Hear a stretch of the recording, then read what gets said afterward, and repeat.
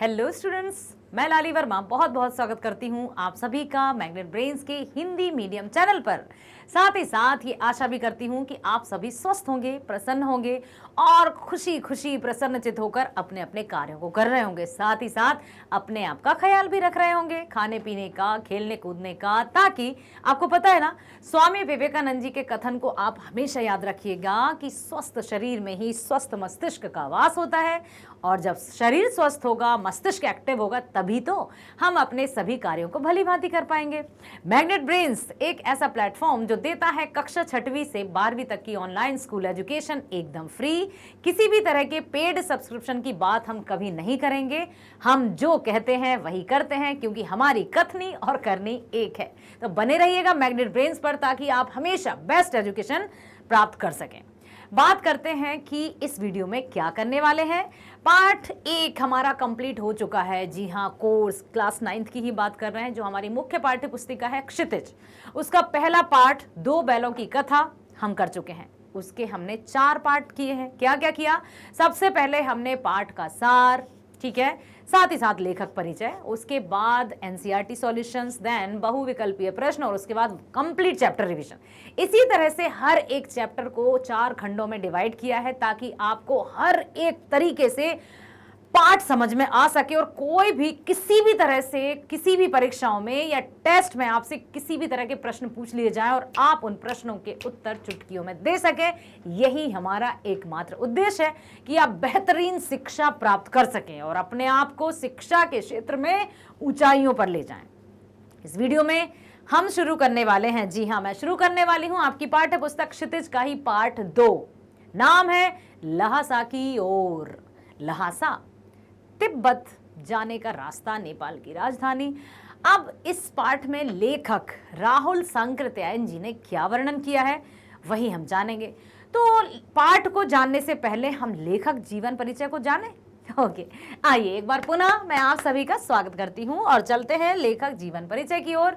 मिलते हैं राहुल सांकृत्यायन जी से और हम बिल्कुल हिंदी के सभी रचनाकारों को, साहित्यकारों को, कवियों को, कथाकारों को, उपन्यासकारों को हृदय से नमन करते हैं कि उन्होंने हिंदी के साहित्य को इतनी ऊंचाइयों पर पहुंचाया।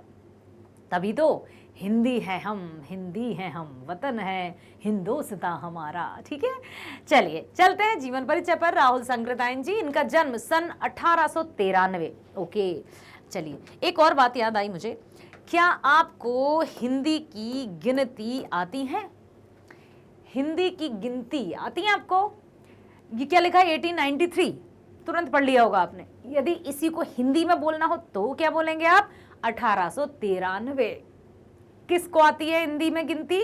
मुझे कमेंट बॉक्स में लिखकर जरूर बताइएगा। ठीक है, बताइएगा आप कि हिंदी में ये गिनती है।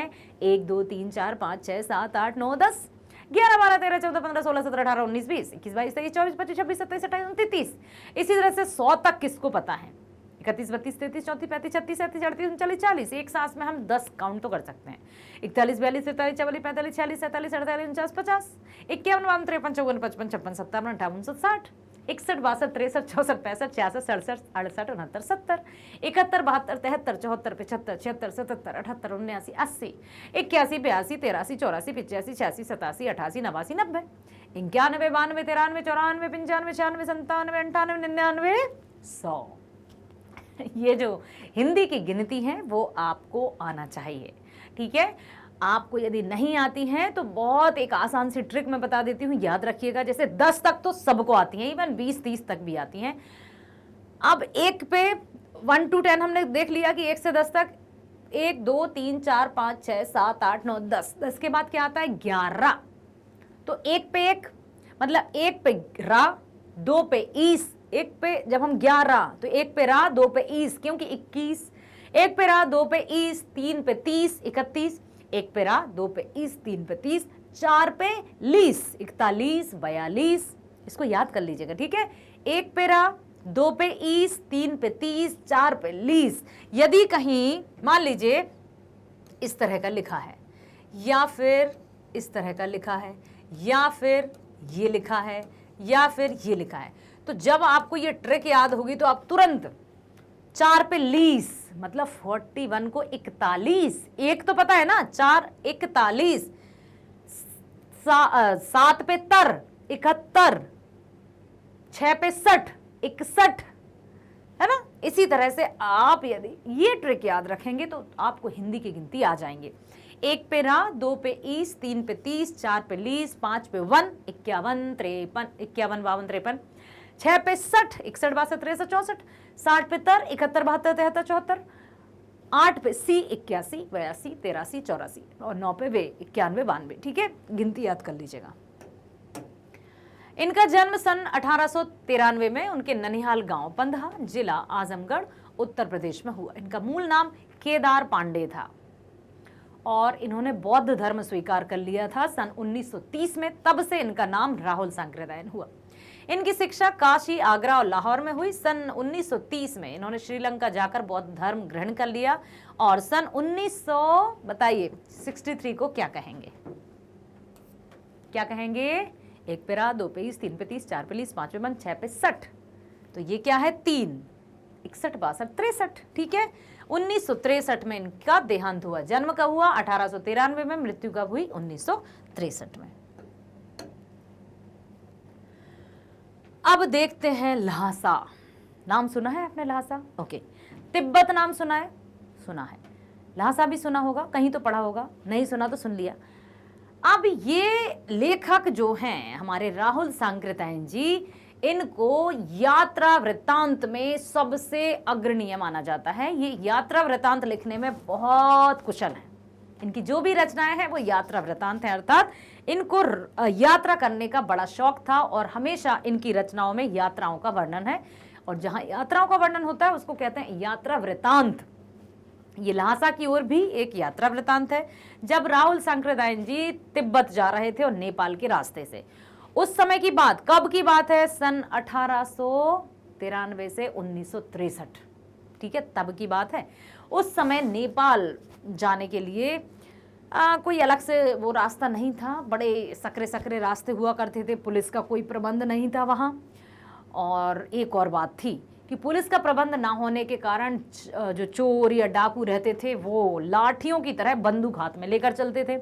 कोई भी दिखा कि हाँ इसके पास पैसे धन दौलत हो सकती हैं तो पहले उसको ठां कर देते थे, उसके बाद उसके पास जाकर देखते थे कि इसके पास क्या धन दौलत है, पहले उसे मार देते थे। इसलिए जब भी कोई वहां जाता था तो भिखारी के वेश में जाता था। क्यों? ताकि जो डाकू हैं वो पैसे वाला ना समझ के उसको छोड़ दें, क्योंकि सबसे अधिक यात्रियों को जान का भय रहता था कि कहीं कोई डाकू उन्हें मार ना दे। क्लियर हुआ? जब लेखक वहां गए तो वे भी भिखारी का वेश धारण करके गए और जो उन्होंने 2 बार यात्राएं की थी। ठीक है, तो एक बार जब वो गए तो वहां पर उनके सुमति, एक बौद्ध भिक्षु ही थे जो लेखक के मित्र थे, नाम था सुमति। क्या नाम था लेखक के मित्र का? सुमति। याद रखिएगा, ये बड़ी सहायता करते हैं लेखक को। हाँ, सुमति नाम के मित्र थे। किसके थे? लेखक के मित्र थे। ठीक है, सुमति ने सब कुछ बता दिया था कि वहां कैसे जाना चाहिए, कहाँ रहना चाहिए, ये सब कुछ। इसलिए लेखक भिखारी के वेश में वहां जाते हैं और सुमति थे इसलिए उनको वहां ठहरने का उचित स्थान भी मिल गया। हाँ, वहां की एक अच्छी बात का जरूर उन्होंने जिक्र किया है कि उस समय भी वहां का जो समाज था वो आधुनिक विचारों वाला था।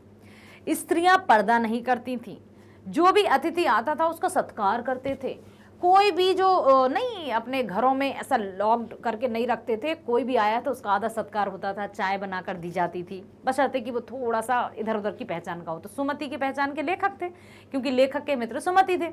जब वो वहां गए तो आराम से उनको ठहरने का उचित स्थान मिल गया, चूंकि उनको तो करनी थी यात्रा। अब वहां के रास्ते टेढ़े मेढ़े, ऊंचे नीचे, क्योंकि आप देखिए ना इस तरह की पहाड़ी इलाका, यहाँ जाना तो घोड़ों पर सवार होकर जाते थे। और जब वो जा रहे थे तो लेखक के हिस्से में आया एक सुस्त सा घोड़ा, इतना आलसी कि लेखक कहते कि लगता था कि वो आगे जा रहा है या पीछे, समझ ही नहीं आता। अब सुमति जब जैसे ही वो घोड़े और अन्य यात्रियों के साथ वहां गए तो उनको बड़ी कठिनाई हुई और वो रास्ता भटक गए।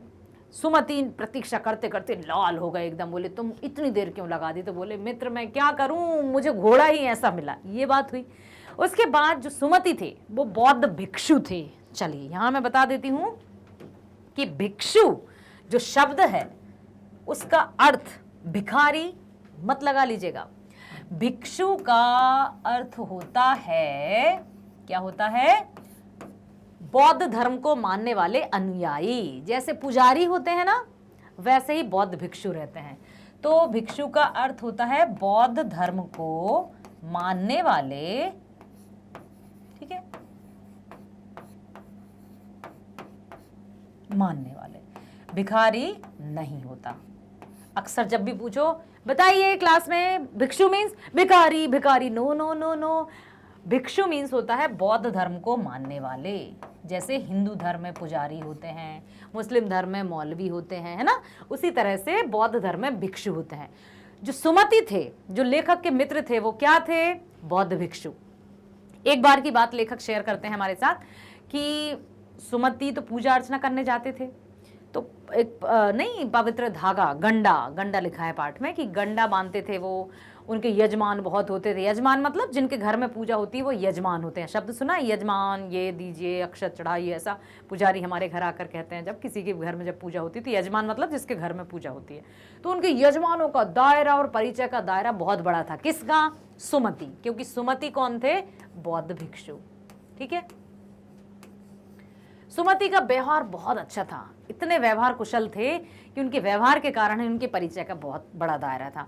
एक बार सुमति बोले कि चलो मित्र अब मैं जाता हूँ, तुम अब यात्रा करो। तो लेखक ने उनको जाने नहीं दिया। बोले नहीं मित्र, मैं यहाँ के रास्तों से परिचित नहीं, तुम मत जाओ। जो भी कुछ है तुम्हें वहाँ दक्षिणा मिलेगी तो मैं तुम्हें दे दूंगा। बोले ठीक है। अब एक और बार जब सुमति जाते हैं कि मैं जाऊँ, तो लेखक तुरंत हंस के कहते हैं हाँ हाँ जाओ। क्यों? क्योंकि उन्हें वहाँ पर बोध गया में एक भव्य मंदिर मिला। बहुत भव्य मीन्स विशाल, और उसमें मोटी मोटी पुस्तकें रखी थी। पोथियां कहते हैं जिनको। कितनी बड़ी? कम से कम एक एक पोथी का वजन 15-16 किलो से कम का नहीं था। और किलो को सेर कहते हैं, सेर। 15-15 सेर से कम नहीं था एक एक पोथी का वजन। इतनी मोटी मोटी पोथियां थी और हस्तलिखित पोथियां थी। बौद्ध अनुवाद की हस्तलिखित 103 पोथियां रखी हुई थी। कहाँ? मंदिर में। क्या कहते थे उनको? कंजुर। कंजुर अर्थात बौद्ध धर्म की हस्तलिखित 130 पोथियां जो मोटे कागज पर लिखी जाती थी, और लगभग एक एक पोथी का जो वजन था वो 15-15 सेर से कम नहीं था। लेखक या रचनाकार तो पढ़ने में बड़े इंटरेस्टेड होते हैं, तो वो वहां पर उन पोथियों को पढ़ने के लिए एकदम डूब गए, उसमें रम गए। तो फिर सुमति ने पूछा कि मित्र मैं जाऊं? बोले हाँ हाँ जाओ। इसलिए प्रश्न ये आ सकता है कि एक बार तो लेखक ने सुमति को अपने यजमानों के पास जाने की आज्ञा नहीं दी, परंतु दूसरी बार क्यों जाने दिया? तो ये रीजन था। समझ में आया? इस तरह से वो वहां की यात्रा का वर्णन करते हैं। चलिए पढ़ते हैं अब। इस पाठ में लेखक राहुल संकृतायन जी बताते हैं कि वह तिब्बत जाने के लिए नेपाल के जिस रास्ते को उपयुक्त समझते थे, हमारे देश की वस्तुएं भी उसी रास्ते से तिब्बत जाया करती थीं। ध्यान से सुनिएगा, और जहां कहीं भी आपको लगे कोई डाउट तो कमेंट बॉक्स में जरूर लिखिएगा। वहां पूरे रास्ते में पुराने किले थे जहां चीनी फौजें डेरा डाले हुए थी। वहां रूढ़िवादिता का कोई नामो निशान नहीं था। उस समय कितना अच्छा माहौल था। वहां की औरतें पर्दा नहीं करती थीं। वहां जाति पाति धर्म छुआछूत नहीं है, और सबसे अच्छी बात कि वहां के लोग बहुत मददगार होते हैं। चाहे वे अपने जानने वाले हों या अनजान, वे सभी की सहायता करते हैं। तिब्बत का विशेष पेय पदार्थ चाय है, जिसे आप जैसे चाहे वैसे बनवा सकते हैं। तिब्बत में चाय की चुस्की लेना सबको बड़ा अच्छा लगता है, तो चाय जैसे भी चाहे आप बनवा सकते हैं। रसोई घर तक जाकर आप देख सकते हैं कि जो आपने सामान दिया है उसका सही सही इस्तेमाल हो रहा है क्या नहीं, कोई आपको ऐसे रोकेगा नहीं। ठीक है। लेखक राहुल संकृतायन की भेंट मंगोल की एक भिक्षु सुमति से होती है। भिक्षु आ गया ना शब्द, सुमति, जिन्हें वहां के रास्तों की बहुत अच्छी समझ थी, क्योंकि वह पहले यहाँ आ चुके हैं। वे एक भिखारी के वेश में थे। फिर भी उन्हें रहने के लिए एक अच्छी और सुरक्षित जगह मिल गई थी, परंतु अब वह 5 वर्ष के बाद एक समय यात्री के वेश में घोड़े पर सवार होकर इसी रास्ते से आए, तब उन्हें रहने के लिए जगह नहीं मिली। क्यों? क्योंकि उस समय उनके पहचान का कोई नहीं था और जब जान पहचान के आधार पर ही उनको रहने के लिए उचित और ठहरने के लिए उचित स्थान मिला था। ये हम भी जानते हैं ना कि जब कहीं हम नई जगह जाते हैं तो सबसे पहले हम कहते हैं कि हमारे पापा या आप कहीं जाएं या कहीं भी, तो हमारे पापा उनके मित्रों को फ़ोन करते हैं कि हेलो बेटा आने वाला है, क्या वहाँ रहने की व्यवस्था हो जाएगी, तो वो हमें यस कर देते हैं। अर्थात जो परिचय का दायरा या पहचान होती है तो जान पहचान के आधार पर ठहरने का स्थान मिल जाता है। ठीक उन्होंने भी यही किया। लेखक बताते हैं कि अगले दिन उन्हें और सुमति को तिब्बत की एक सबसे अधिक ऊंचाई वाली जगह जिसका नाम थोंडला था को पार करना था, जो कि अत्यधिक ऊंचाई के साथ साथ अत्यधिक जोखिम भरा था, क्योंकि वहां के रास्ते बड़े खतरनाक था। रास्ते खतरनाक थे ही साथ डाकुओं का भय भी रहता था, जिसकी कुल ऊंचाई 16,000 से 17,000 फीट थी, बहुत ऊंची थी। ठीक है, जिसके कारण दूर दूर तक कोई गांव नहीं था। इसी बात का फायदा उठाकर खतरनाक डाकू यहां आराम से आवास करते थे, क्योंकि ना तो कोई पुलिस का प्रबंध था, ना कोई खुफिया विभाग था और निर्जन स्थान थे। निर्जन मतलब समझते हैं ना, जहां कोई ना हो। तो उस समय डाकू बड़ा फायदा उठाते थे और वो अपना डेरा जमा लेते थे। फिर क्या हुआ कि लोगों से छिपने की जगह तथा सरकार की नरमी की वजह से यहाँ अक्सर आने जाने वाले यात्रियों की मौके पर लूटपाट करके उनका खून कर दिया जाता था, क्योंकि अभी मैंने बताया था ना आपको कि डंडे के लाठियों के स्थान पर पिस्तौल और बंदूक लेकर घूमते थे। कानून था नहीं, बिल्कुल लगाया निशाना मार डाला, ये था। तो यात्रियों को जान का बड़ा भय बना रहता था, क्योंकि डाकू यहाँ भिखारी के वेश में थे, इसलिए हत्या की उन्हें परवाह नहीं थी। ठीक है, कौन? लेखक यहाँ पर भिखारी के वेश में थे, लेकिन ऊंचाइयों का डर बना रहता था। दूसरे दिन वे पहाड़ की खड़ी चढ़ाई पर चढ़ने के लिए अपने घोड़ों पर सवार होते। जो पहाड़ रहते थे वो एकदम खड़े रहते थे, और जहां भी हम सीढ़ियां चढ़े या किसी खड़े पहाड़ पर चढ़े तो बड़ी थकावट होती है, और घोड़े भी घोड़ों के साथ जा रहे थे वह। यदि थोड़ा सा ढलान लेते हुए ऊपर जाए तो उतनी थकावट नहीं होती, लेकिन बिल्कुल खड़े उस पर चढ़ा जाए तो थकान होती है। फिर क्या होता है कि दूसरे दिन वे पहाड़ की खड़ी चढ़ाई पर चढ़ने के लिए अपने घोड़ों पर सवार होते हैं और एक जगह पर चाय पीते हैं। फिर दोपहर तक 17-18 हजार फीट ऊंचे डांडे पर पहुंच जाते हैं। उन्हें दक्षिण पूरब की ओर बिना बर्फ और हरियाली के नंगे पहाड़ दिखे और उत्तर की ओर पहाड़ों पर कुछ बर्फ दिखी, क्योंकि वहां पेड़ पौधे अधिक नहीं थे और बर्फ से ढके कुछ पहाड़ दिखे।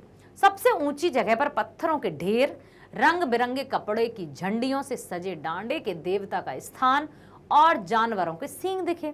उतरते वक्त लेखक राहुल संकृतन का घोड़ा धीरे धीरे धीरे धीरे चलने की वजह पीछे रह गया। अब उनके हिस्से में जो घोड़ा था वो एकदम सुस्त था। बड़ा बिल्कुल पाठ जब आप पढ़ेंगे ना तो स्पष्ट लिखा है कि लेखक कह रहा है कि उन्हें समझ में नहीं आ रहा था कि उनका घोड़ा आगे जा रहा है या पीछे जा रहा है, इतना सुस्त था। ठीक है, जैसे ही वे आगे बढ़े तो आगे दो रास्ते फूटे। अब जैसे तिराहा हो या दोराहा हो या चौराहा हो, जब हम कहीं से जा रहे हों और वहां से ये रास्ता भी हो, ये रास्ता भी हो, आगे एक और रास्ता हो, तो कैसे पता चलेगा कि कौन से रास्ते पर हमें जाना है? यदि अपरिचित जगह जाए कैसे पता चलेगा? नहीं पता चलेगा। इसलिए लेखक को भी ये पता नहीं चल पा रहा था कि मुझे कौन से रास्ते पर जाना चाहिए, और वो चले गए बेचारे गलत रास्ते पर। अर्थात 1-1.5 किलोमीटर लेखक गलत रास्ते पर चले गए। तभी क्या हुआ देखो कि जिस रास्ते को लेखक ने चुना उस पर काफी दूर चलने पर पता चला कि वे रास्ता तो गलत है। ओहो, इसलिए लेखक को वापस हटना पड़ा और तब सही रास्ते पर चलने लगे, जिसके कारण उन्हें गांव पहुंचते पहुंचते शाम हो गई। वहां सुमति गुस्से से लाल थे, क्योंकि सुमति प्रतीक्षा कर रहे थे अपने मित्र की, और लेखक राहुल संकृतन की बहुत देर से प्रतीक्षा कर रहे थे। फिर लेखक कहते हैं कि इसमें उनकी कोई गलती नहीं है मित्र, मैं क्या करूं, मेरे हिस्से में घोड़ा ही ऐसा आया। परंतु सुमति बहुत जल्दी शांत हो गए।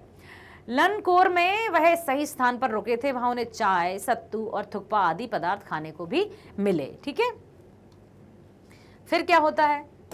लेखक राहुल संकृतन के अनुसार अब वे एक ऐसे दुर्गम स्थान पर थे जो पहाड़ों से घिरे टापू की तरह लग रहा था। सामने एक छोटी सी पहाड़ी दिखाई पड़ती थी जिसे तिंडरी समाधि गिरी के नाम से जाना जाता था। वहां के नाम भी बड़े अजीब है, थोंडला, तिंडरी, क्या क्या। आसपास के गांव में सुमति के बहुत से जान पहचान के रहने वाले थे। वे उनसे मिलना चाहते थे, लेकिन लेखक ने उनसे मना कर दिया। क्यों मना कर दिया? और लहासा पहुंचकर पैसे देने का वादा किया। अभी मैंने बताया ना कि सुमति कौन थे? बौद्ध भिक्षु। और वे घर घर जाकर पूजा किया करते थे। पवित्र धागा या गंडा, जो गंडा मतलब एक कपड़ा ले आते थे, उससे चिरी हुई फाड़ी हुई जो पतली पतली कपड़े से फिर उसमें बांधते थे पूजा करने के बाद। तो उन्होंने कहा कि मुझे जाना है। तो लेखक ने कहा नहीं नहीं मत जाओ, मैं तुम्हें पैसे दे दूंगा। सुमति मान गए और उन्होंने आगे बढ़ना शुरू किया। अगली सुबह उन्हें कोई भी सामान ढोने वाला नहीं मिला। जो कूली रहते हैं वो वहां नहीं मिले। आग बरसती धूप में उन्हें चलना पड़ रहा था, वो भी सामान के साथ। उस जगह की धूप बहुत तेज थी, जल रहे थे वे। उनका सिर धूप से तिल मिला रहा था और पीछे कंधा ठंडा पड़ा था क्योंकि बर्फ भी था। उन्हें पीठ पर अपना सामान लादा और सुमति के साथ शेखर विहार की ओर चल पड़े। शेखर विहार भी वहां एक स्थान है। शेखर विहार में ही तो है वो एक भव्य मंदिर जिसमें रखी है कंजूर। कंजूर संबंधी शब्द आप बहुत अच्छे से अपने मस्तिष्क में बसा लीजिए। और कंजूर क्या है वो अभी मैंने आपको बता तो चुकी हूं। देखिए, तिब्बत की जमीनें कई छोटे छोटे बड़े जागीरदारों के हाथों में बटी हुई हैं। इनका अधिकांश हिस्सा मठों में मिला हुआ है। यहाँ की जो जागीरें हैं ना, वो बड़े बड़े मठों में, मठ मतलब जो बौद्ध धर्म के जैसे मंदिर होते हैं वैसे, अपने अपनी जागीर में हर जागीरदार कुछ खेती स्वयं ही करते हैं, जिसके लिए मजदूर उन्हें बेगार में ही मिल जाते हैं। बेगार मतलब डेली वेजेस पर, ठीक है। उनके सारे रख रखाव का एक भिक्षु देखता है और वह जागीर के आदमियों के लिए राजा से कम नहीं होता। लेखक शेखर की खेती के मुखिया भिक्षु नमसे से बहुत प्यार से मिले। अब सुनिए मेरी बात कि ये जो नमसे है और भिक्षु है उसका वही अर्थ है कि लेखक शेखर की खेती के मुखिया भिक्षु नमसे से बहुत प्यार से मिले। वहां वे एक मंदिर में गए जहां बुद्ध वचन अनुवाद की हस्तलिखित 103 पोथियां, याद रखिएगा, वहां वो मंदिर में गए जहां उन्हें 130 पोथियां की। वहीं लेखक का आसन भी लगाया गया। लेखक उन्हें पढ़ने में लग गए। देखो कहां गए वो? शेखर विहार, शेखर की खेती। और जो बौद्ध वचन अनुवाद की 103 हस्तलिखित पोथियां हैं उन्हें कंजूर, याद रखिएगा, आपकी पाठ्य पुस्तक में लिखा है कंजूर, ठीक है। अब आपसे पूछा जाए कि कंजूर क्या है? कंजूर बौद्ध वचन अनुवाद की हस्तलिखित पोथियां हैं जिन्हें मोटे मोटे कागजों पर लिखा जाता है और उनका वजन कम से कम एक पोथी का वजन 15-15 सेर से कम नहीं होता है। लेखक उनको पढ़ने में व्यस्त हो गए और जब सुमति ने उनसे पूछा कि मित्र बताइए क्या अब मैं अपने यजमानों के पास जाऊं, तो उन्होंने परमिशन दे दी थी। इसी बात का मौका देख सुमति ने अपने यजमान जान पहचान के लोग से मिलकर आने के लिए लेखक से पूछा, जिसके लिए लेखक मान भी गए। दूसरे दिन सुमति अपने यजमानों से मिलने निकल गए और फिर उसी दिन दोपहर तक लौट आए। फिर उन्होंने अपना अपना सामान अपने पीठ पर लादा और भिक्षु नमसे से विदाई लेकर चल पड़े। इस तरह से उन्होंने बड़े अच्छे से वहां की यात्रा की। आशा करती हूँ आप लेखक के साथ यात्रा गए थे क्या? नहीं? ओके। पहले पार्ट में हम गए थे गांव में, इसमें हम गए नेपाल की यात्रा, तिब्बत लहासा की ओर पहुंचे और वहां हमने देखा कि उस समय भी लोगों की जो विचारधारा थी वो आधुनिक थी। स्त्रियां पर्दा नहीं करती थी, अतिथियों का आदर सत्कार होता था, लेकिन सबसे बड़ा ये था कि कानून व्यवस्था नहीं थी, पुलिस का कोई प्रबंध नहीं था, जिससे जो रहते थे ना यात्री, उनको जान का भय बना रहता था। आशा करती हूँ आपने इस पाठ को और साथ ही साथ लेखक परिचय को ध्यान से सुना है, समझा है। और इससे संबंधित जब नेक्स्ट वीडियो में एनसीईआरटी सॉल्यूशंस हम करेंगे तो मुझे पता है कि आपको प्रश्न समझ में आएंगे और उत्तर भी दीजिएगा। उत्तर देने के लिए आप कमेंट बॉक्स में ज़रूर लिखिएगा कि हाँ इसका उत्तर, मतलब एक हिंट दे दीजिएगा कि पहले का उत्तर ये हो सकता है, दूसरे का उत्तर ये हो सकता है। इस तरह से जब आप हिंट देंगे तो उसमें कमेंट पढ़कर मैं समझ जाऊंगी कि हाँ आपको ये समझ में आ गया। तो बड़ा अच्छा लगता है जब आपके कमेंट्स मिलते हैं, क्योंकि फिर हमारी जो टीचिंग लर्निंग प्रोसेस है वो 2 वे हो जाती है। जब 2 वे होती है तो मज़ा आता है, ठीक है। आपको पता है ना, मैग्नेट ब्रेन्स देता है कक्षा 6वीं से 12वीं तक की स्कूल एजुकेशन एकदम फ्री। किसी भी तरह के पेड सब्सक्रिप्शन की हम बात नहीं करते। जैसे अभी आपने देखा। और मुझे पता है आपको वीडियो अच्छा लगा होगा, लगा है ना? तो लाइक करना मत भूलिएगा, सब्सक्राइब भी कीजिएगा ताकि जो भी वीडियोस आए आपको उनका नोटिफिकेशन प्राप्त होता रहे। साथ ही साथ कम्युनिटी पोस्ट पर भी अपडेटेड रहिए ताकि आगे आने वाले वीडियोस की जानकारी आपको पहले से प्राप्त हो और पहले आओ पहले पाओ। You are the best one. ठीक है, इस तरह से आप ऑनलाइन वीडियोस और बेस्ट एजुकेशन का लाभ उठा सकें। हाँ, एक बात मत भूलिएगा, लिंक को शेयर करना। मुझे पता है आपकी लिस्ट बड़ी लंबी है, तो आपके जितने भी फ्रेंड्स हैं, जितने भी परिचित हैं, उनको लिंक अवश्य शेयर कीजिए ताकि जिस तरह की बेस्ट ऑनलाइन एजुकेशन का लाभ आप उठा रहे हैं उसी तरह से आपके फ्रेंड्स भी एजुकेशन का लाभ उठा सकें। ठीक है, मिलते हैं नेक्स्ट वीडियो में जिसमें हम इसी चैप्टर कौन सा पार्ट 2 ल्हासा की ओर के एनसीईआरटी सॉल्यूशंस करेंगे। मिलते हैं नेक्स्ट वीडियो में। स्वस्थ रहिए, खुश रहिए, bye bye, thank you so much.